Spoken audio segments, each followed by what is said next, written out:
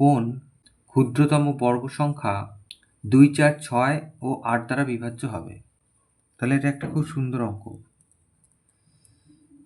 এখানে আমরা প্রথমে কি করব? লসাগু করব এদের।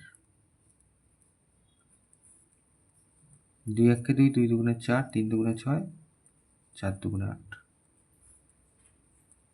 2 দিয়ে আবার যাচ্ছে এইটা। তাহলে অতএব লসাগু এইটা। 3 দুগুণে 6, 6 দুগুণে 12, 3 দুগুণে 6, 6 দুগুণে 12, 12 দুগুণে 24।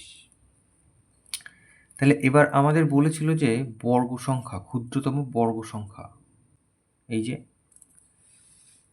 তাহলে আমাদের দেখতে হবে এই যে লসাগুটা, এই লসাগু 2 দ্বারা বিভাজ্য, 4 দ্বারা বিভাজ্য, 6 দ্বারা বিভাজ্য, 8 দ্বারা বিভাজ্য। কিন্তু এই লসাগুটা পূর্ণবর্গ কিনা দেখবো আমরা। পূর্ণবর্গ দেখতে গেলে আমরা দেখব জোড়ায় জোড়ায় সংখ্যা আছে কিনা। 2 তো জোড়ায় আছে, কিন্তু এখানে একটা 2 একটা আছে, এখানে 3 একটা আছে। তাহলে এর সাথে একটা 3 দিতে হবে, তাহলে জোড়া হবে। আর একটা 2 দিতে হবে, তাহলে জোড়া হবে। তার মানে 3 দুগুণে 6 গুণ করতে হবে। তাহলে যে সংখ্যাটা পাবো সেটা একটা পূর্ণবর্গ সংখ্যা। সেই পূর্ণবর্গ সংখ্যা 2, 4, 6 এবং 8 দ্বারা বিভাজ্য হবে। তাহলে অতএব একটি বর্গ সংখ্যা সমান সমান 24 গুণ এই যে একটা 3 আর একটা 2, তার মানে 6 গুণ করতে হবে।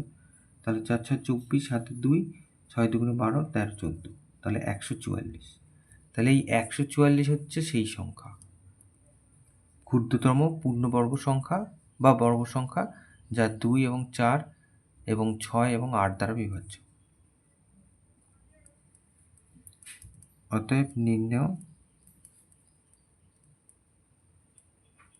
সংখ্যাটি 144।